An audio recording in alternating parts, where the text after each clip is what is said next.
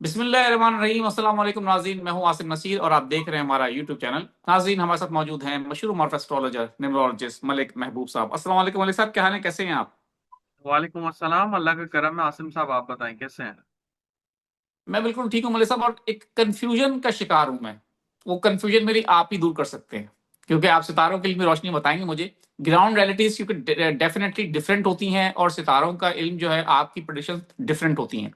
मैं आपसे पहले भी आपसे ये बात कर चुका हूं कि ग्राउंड रियलिटीज कुछ और नजर आती हैं, आप कुछ और बताते हैं। अब सूरत हाल ये है, मैं आपसे कई दफा बात कर चुका हूँ खान साहब की रिलीफ के हवाले से, रिहाई के हवाले से, पाकिस्तान तहरीक इंसाफ को उनको सियासी स्पेस कब मिलेगा, कैसे मिलेगा, हुकूमत के लिए वक्त आने वाला वक्त कैसा है, ये सारे सवाल आपसे मैं करते रहता हूँ। आप मुझे इसके ऊपर पेशन गोइयां करते रहते हैं। आपने हमेशा से एक बात की है कि तहरीक इंसाफ में आपने कहा, वीनस के हवाले से आपने कहा कि खवातीन को आगे आना होगा। अगर कोई मूवमेंट बड़ी हो सकती है तो खवातीन का किरदार आपको नजर आता है। अलीमा खान साहिबा है, खान साहब की बहन है, वो उनके ऊपर खासी तनकीद की गई। लेकिन अब जो है वो ये कहती हैं कि पार्टी की जो क्यादत है, जिसमें चेयरमैन बैरिस्टर गौहर को भी उन्होंने तनकीद का निशाना बनाया है। उन्होंने कहा है कि ये लोग, मतलब उनको एक तरह से उनका कोड अनकोड ये था कि सब फेल हो चुके हैं। खान साहब की रिहाई में किसी ने कोई किरदार अदा नहीं नहीं कर सका। हमारा भाई जेल में है और हम करेंगे, अब हम बताएंगे किस तरह से क्या होता है। और अगर मैं किसी पे तनकीद करती हूँ तो पार्टी में इख्तलाफात फूट डालने की मेरी कोशिश नहीं है। उन्होंने आड़े हाथों लिया है पीटीआई की सीनियर क्यादत को। तो उस पे बैरिस्टर गौर ने, उन्होंने ये भी कहा कि खान साहब के केसेस लगवाने में नाकाम रहे, इतने इतने वकुला हैं, सीनियर वकुला हैं तमाम लोग। तो आप क्या समझते हैं खान साहब के हवाले से? आपको लगता है कि अब उनकी बहन के हवाले से, ये पहले भी एक दफा सवाल उठ चुका है कि वो पार्टी में इख्तलाफात पैदा हुए हैं उनकी वजह से, अली बिन गंडापुर अपनी सीट खो चुके हैं, ये भी बातें होती हैं। तो आपको लगता है कि अगर खवातीन की क्यादत आती है सामने, अलीमा खान टेक ओवर करती है पार्टी को, पार्टी के लिए अच्छा होगा, या आपको लगता है पार्टी के लिए बुरा होगा? दूसरा, ये जो सियासी इख्तलाफात तहरीक इंसाफ में पैदा होते चले जा रहे हैं, बढ़ते चले जा रहे हैं, इससे खान साहब की रिहाई और डिले होती नजर आ रही है आपको? देखिए, मैंने वीनस बताया है। वीनस खवातीन को रेफर करता है, बहनों को वीनस नहीं रेफर करता। ठीक है। बहनों के लिए मून और मरकरी होता है। वो अच्छा किरदार जरूर अदा कर सकती है, लेकिन मुझे नहीं लगता कि खान साहब की पार्टी को किसी तरीके से अलीमा खान टेक ओवर करेंगे। ये बात आप याद रखिएगा।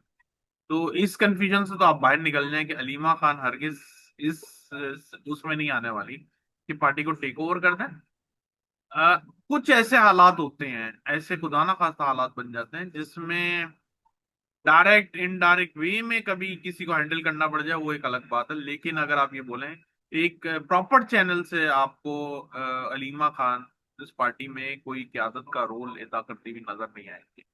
तनकीद कर रही हैं तो वो एक अलग बात है, मैं उसके ऊपर नहीं जाऊंगा कि वो क्यों कर रही हैं, क्या कर रही हैं। लेकिन अलबत्ता ये जरूर देखा हुआ है मैंने कि इनकी पार्टी में इख्तलाफात पार्टी में दो रुख की वजह से हैं।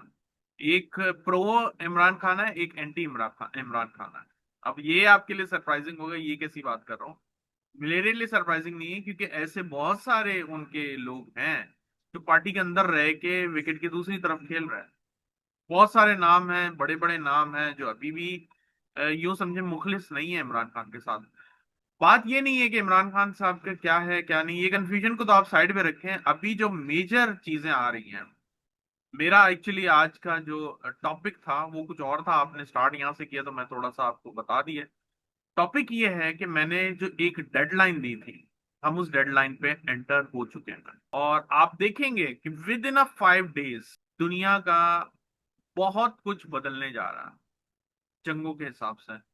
अनफॉर्चुनेटली अनफॉर्चुनेटली मुझे जो मामलात हैं दुनिया के, बहुत ज्यादा जंगों की तरफ जाते हुए दिख रहे हैं, जिसमें ईरान और अमेरिका सबसे टॉप पर हैं। फिर पाकिस्तान का नंबर भी है। मैं आपको पहले से बता दूं, पाकिस्तान भी खुदा ना खास्ता किसी जंग में इंक्लूड होने वाला है। ये चाहे अफगानिस्तान से ज्यादा इसलिए लगता है क्योंकि अगर आप देखें वेस्ट साइड पाकिस्तान का बहुत कॉन्फ्लिक्ट में, वेस्ट में ही, ईरान भी आता है। नॉट एग्जैक्टली वेस्ट, वेस्ट की साइड पर आता है। तो अफगानिस्तान, ईरान, ये वाली साइड जो है सबसे ज्यादा इस कॉन्फ्लिक्ट में जाएगी। और अनफॉर्चुनेटली पाकिस्तान भी इसके अंदर एंटर होने वाला है।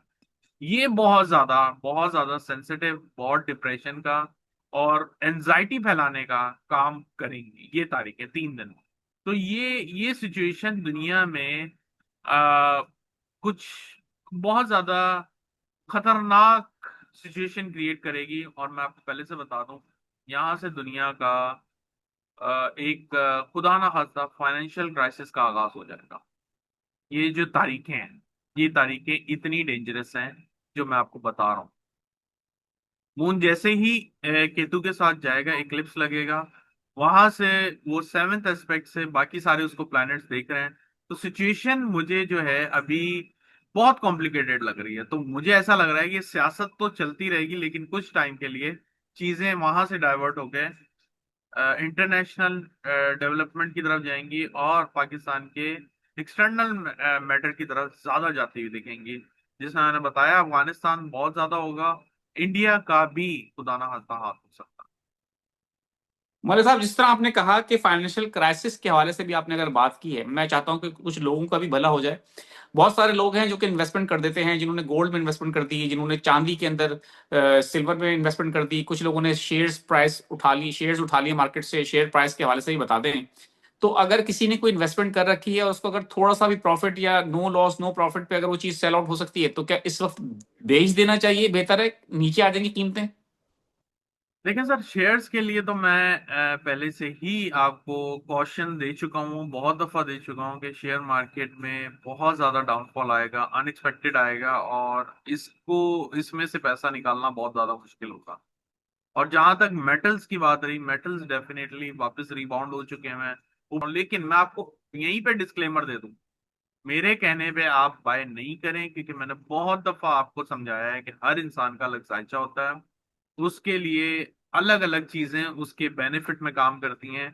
बहुत से लोगों ने जैसे ऊपर के प्राइस में सोना चांदी ले लिया, लेकिन वही मसला है कि वो फंस गए। तो कुछ लोगों को फायदा हुआ होगा, कुछ को नुकसान।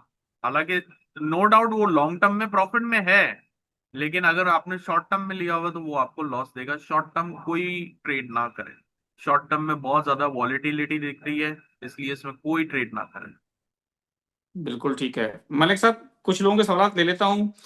जी। एक सवाल ये आया है कि एरीज का बता दें कि प्लीज कब तक एरीज की प्रॉब्लम और बीमारी खत्म होंगी? एरीज, देखिए मैंने आपको पहले बताया। अब मुझे नहीं पता आपने एरीज देखा भी है या आप ऐसे गेस कर रहे हैं। आपको देखना है तो आप ये कर सकते हैं कि आप मेरी वेबसाइट पे जाएं, theastrohealer.com। उसमें जाके अपना पहले बर्थ डिटेल डालें, वहां पे फुल रिपोर्ट्स में आपको पता चल जाएगा आपका जायचा है क्या। फिर उसके ऊपर उसके हिसाब से बताऊंगा। बिल्कुल ठीक है। गुलाम हुसैन साहब हैं, 1/1/1985, वो कह रहे हैं कि मलेशिया में हूँ, 2026 मेरे लिए कैसा रहेगा? डिफिकल्ट है, बी केयरफुल।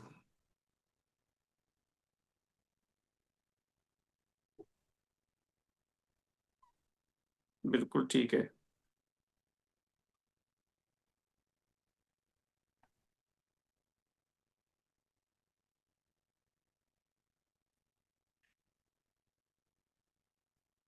तीन पांच 1982, जीशान अली नाम है इनका, और फाइनेंशियल क्राइसिस के हवाले से पूछ रहे हैं कब खत्म होंगे।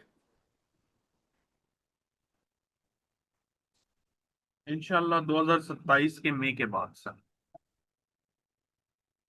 1/2/1997, हाजरा अली नाम है इनका, मुल्क से बाहर जाना चाहती हैं तालीम के हवाले से।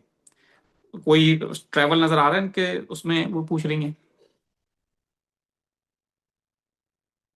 अभी तो नजर नहीं आ रहा, मे बी पॉसिबल आगे चल के हो, लेकिन अभी नहीं।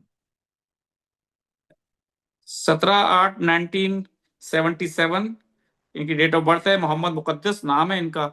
ये पूछ रहे हैं कि इनको कारोबार में खासा माली नुकसान हो चुका है, अब वो चाह रहे हैं कि अपने कारोबार को दोबारा से नए सिरे से स्टार्ट करना। तो वो पूछ रहे हैं कि अभी बेहतर है, कर सकता हूँ, या इंतजार करूँ कुछ वक्त का? अगस्त के बाद से स्टार्ट करें, ज्यादा बेहतर रहेगा। बिल्कुल ठीक है मलिक साहब, बहुत बहुत शुक्रिया हमें वक्त देने के लिए। नाज़रीन, यहाँ हमारे वीलॉग का वक्त खत्म हुआ। मुझे और मलिक महबूब साहब को दें इजाजत। आखिर में हमारा वही पैगाम है, मुस्कुराएं, प्यार बांटें और अपने आसपास के लोगों का ख्याल रखें। अल्लाह हाफिज।